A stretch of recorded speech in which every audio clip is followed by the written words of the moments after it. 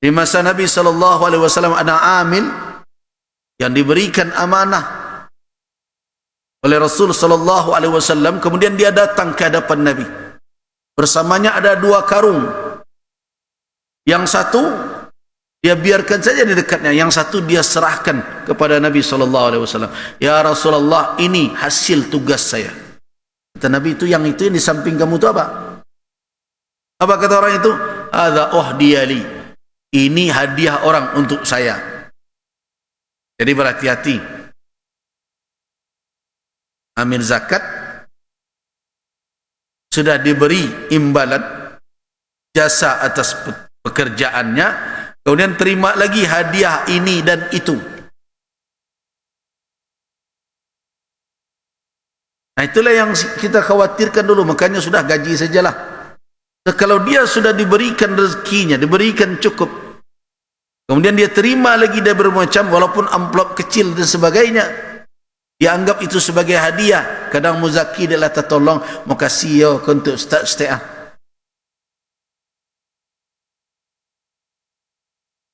Sedangkan dia amil. Nah, itulah yang terjadi pada masa Rasul ketika orang itu menyodorkan hasil pekerjaannya, yang satu tinggal 1 karung lagi di sampingnya. Kata Nabi, itu apa? Hadza uhdiyali. Ini hadiah orang untuk saya. Saya diberi hadiah.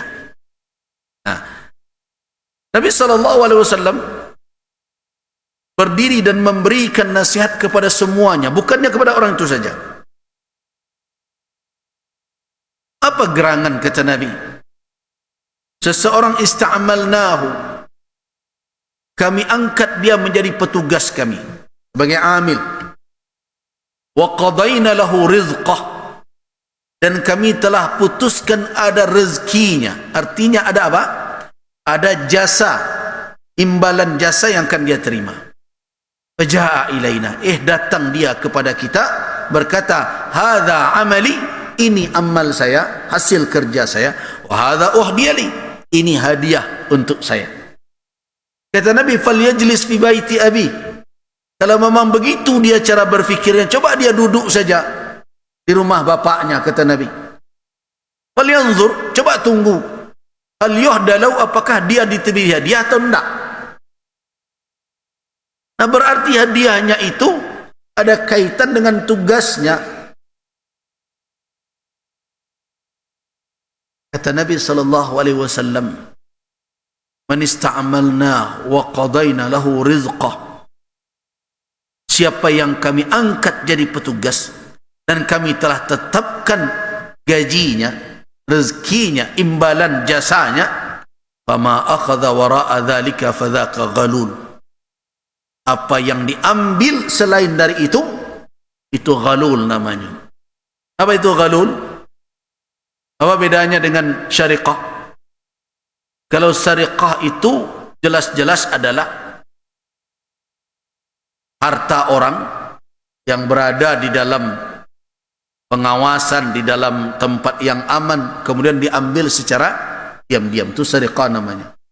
Tapi kalau ghalul adalah harta yang di situ ada syibih, ada kemirip-miripan, bantu hak awak adolon ndak bantu hawa iyo belum. Kenapa? Karena di situ seolah-olah dia mendapatkan jasa di situ, hadiah. Yang satu lagi itu tidak boleh. Jadi kekaburan itulah yang dimanfaatkan oleh orang yang korup itu. Segala urusan pakai uang, kayak gini. Jadi kependekannya UUD, ujung-ujungnya duit gitu.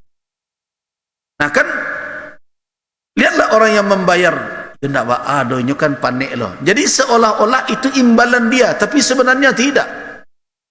Itu makanya ghalul. Jadi mengambil yang bukan hak, tetapi menutupinya seolah-olah itu adalah hak. Ini yang perlu juga. Kadang saya heran juga, ada orang sudah masuk Islam 5 tahun, tapi tetap saja mu'allaf.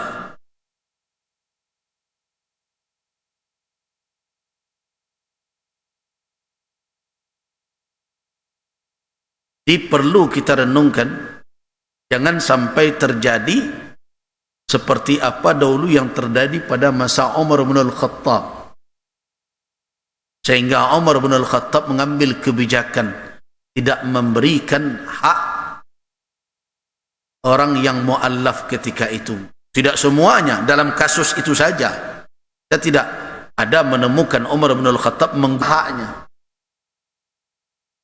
Kemudian Abu Bakar As-Siddiq merekomendasikan kepada bendaharawan negara, yaitu Umar bin Al-Khattab yang diamanahkan, nih beri surat ini kepada Umar dan ambil hak engkau. Tapi Umar ketika memperhatikan orang tersebut, Umar tidak mengabulkan arahan dari khalifah. Coba bayangkan, ini surat presiden ditolak oleh menteri keuangan, ini kira-kira begitu.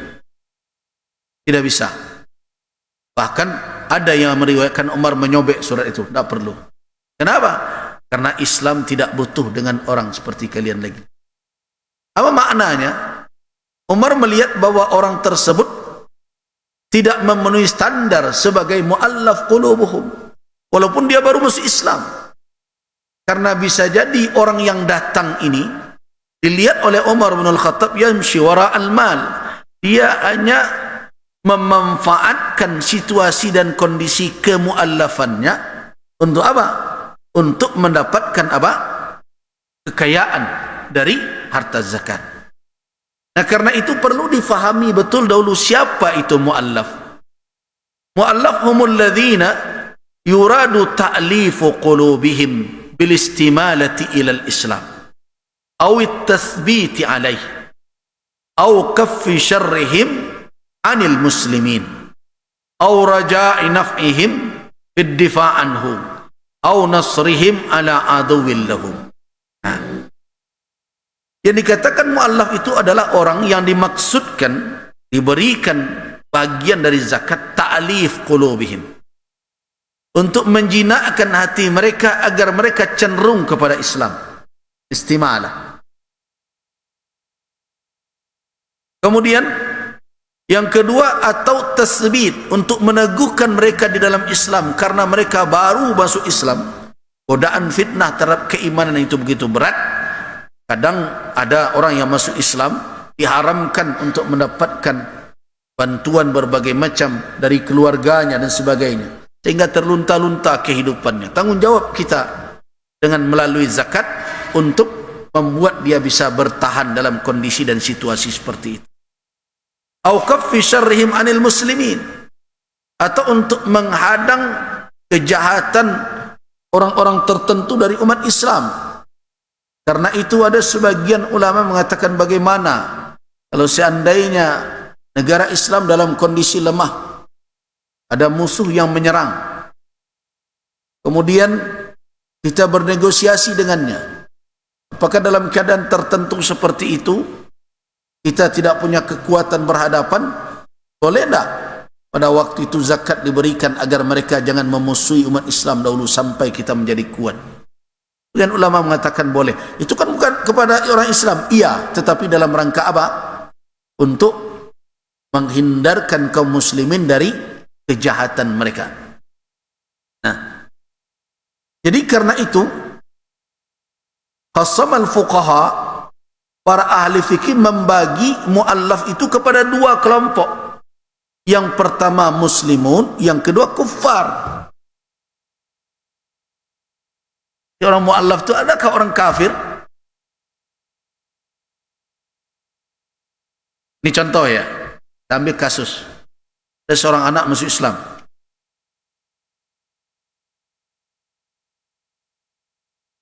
gak masuk Islam, ketahuan oleh orang tuanya,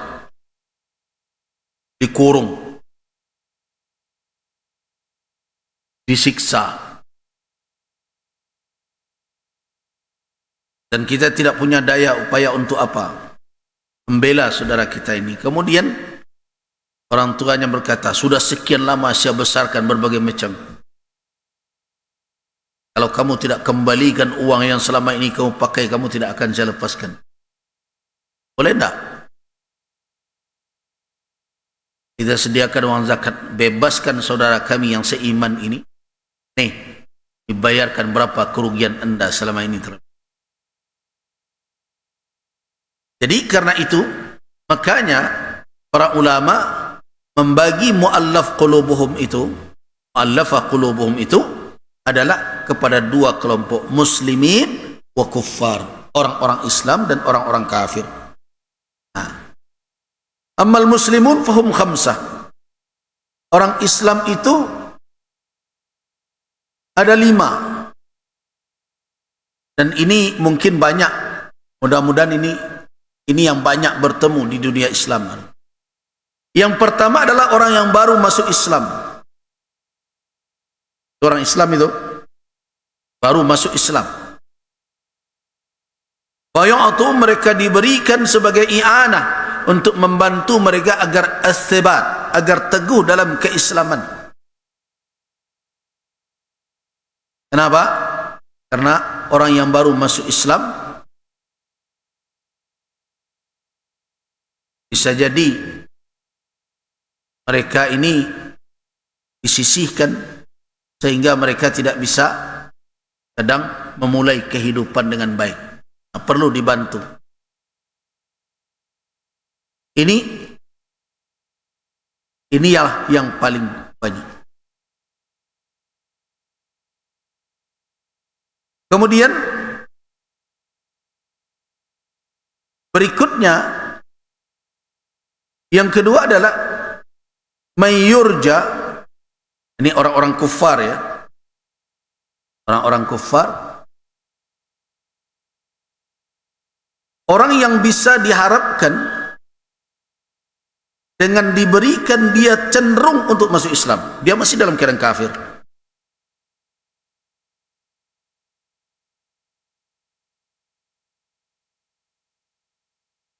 Tampak oleh kita orang tersebut mulai ada kecenderungan. Dan dibantu.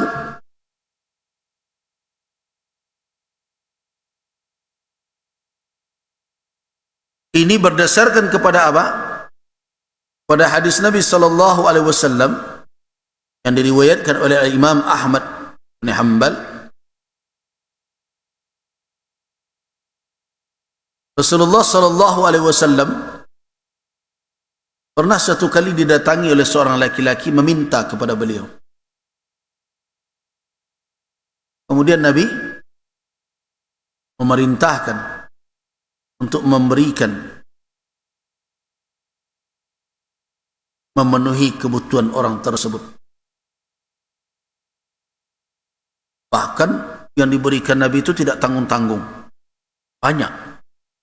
Apa yang terjadi? Faraja'a ila qaumi. Orang yang meminta tadi rupanya penghulu suatu kaum. Pulang dia ke kaumnya sambil berkata, ya kaum aslimu. Wahai kaumku, Islamlah kamu sekalian. Fa inna Muhammadan, sesungguhnya Muhammad yu'ti ata'an man la ata'a man la yakhsha al-faqah. Muhammad itu rupanya kalau memberi seperti orang tidak takut susah. Itu pemurahnya. Tertarik dia dengan kepemurahan Rasulullah, akhirnya masuk dia ke dalam Islam. Jadi Rasulullah memberikan kepadanya padahal dia masih dalam keadaan kafir. Tapi diharapkan dengan pemberian itu Islam dia, Islam kaumnya dan keluarganya. Yang kedua adalah mayyakhsha syarrah. Ini orang kafir ya. Orang yang mayyakhsha, dikhawatirkan kejahatannya akan menimpa kaum muslimin. Dengan dengan pemberian tersebut mudah-mudahan terhenti kejahatannya dan kejahatan yang lain.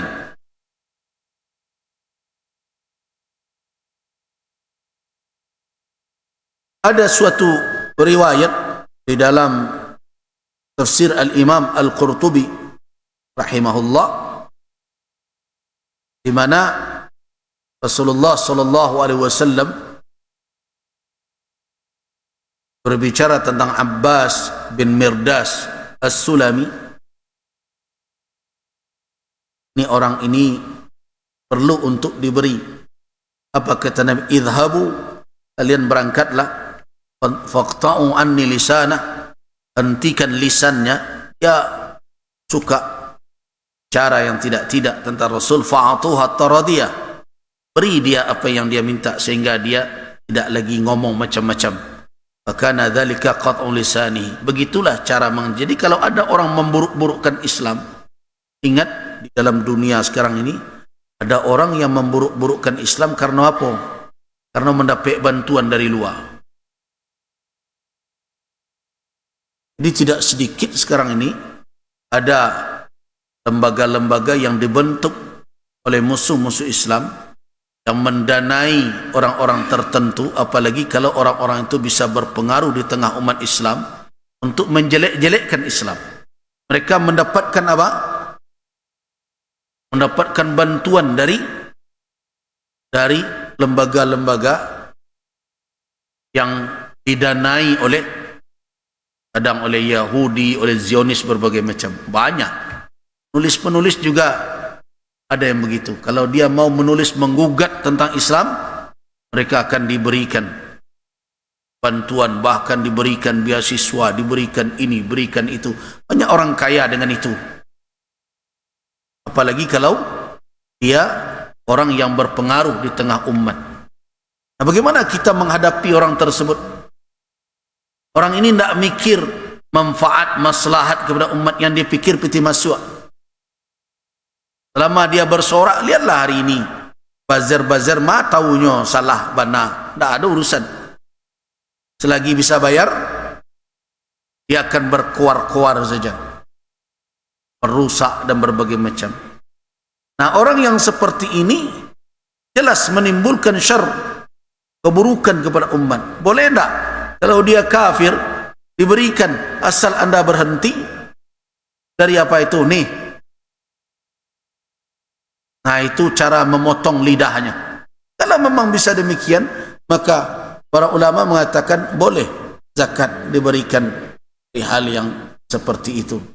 Nah, tetapi kalau kita lihat pandangan mazhab Hanafi, sebenarnya saham seperti ini dengan kekokohan umat Islam sebenarnya tidak berlaku lagi. Itu berlaku ketika umat Islam dalam kondisi lemah. Itu menurut mazhab Hanafi.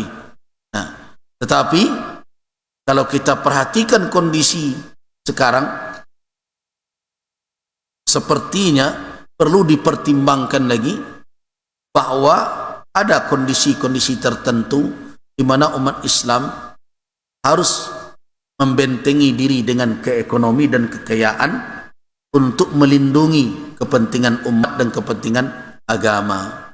Nah, itu dikatakan dengan al-mu'allaf qulubuhum. Jadi mu'allaf qulubuhum itu sebenarnya bukan kaum muslimin saja.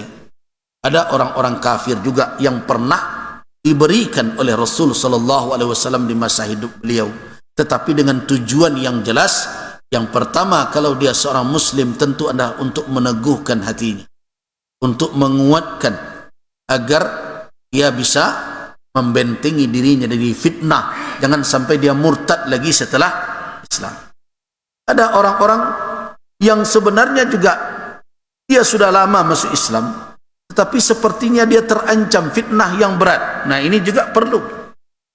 Saudara-saudara kita di perbatasan, kita lihat di situ sudah begitu mudah sekali orang dibawa-bawa untuk ikut kepada agama-agama lain, apalagi sekarang dengan era pluralisme agama yang menjadi-jadi dengan cara-cara moderasi dan berbagai macam. Iko lah tibolo ke gereja, nyo Islam jo. Iko lah tibolo masuk lo ke acara agama iko lah masuk acara agama ini. Nah, dia mengaku muslim. Nah, orang yang seperti ini perlu ditanya betul apa alasan dia ikut-ikut di sana. Rupanya dalam kegiatan agama lain tu acoknya narimo amplop, berbagai macam ampaulah dan sebagainya yang diberikan. Nah, kalau itu alasannya, berarti ini perkaranya adalah perkara perut, perkara ekonomi. Orang yang seperti ini sedang goncang keimanannya karena apa? Karena kefakirannya sedang menyeret dia kepada kekufuran. Nah, orang yang seperti ini perlu diperhatikan. Walaupun dia muslim, sudah lama Islam,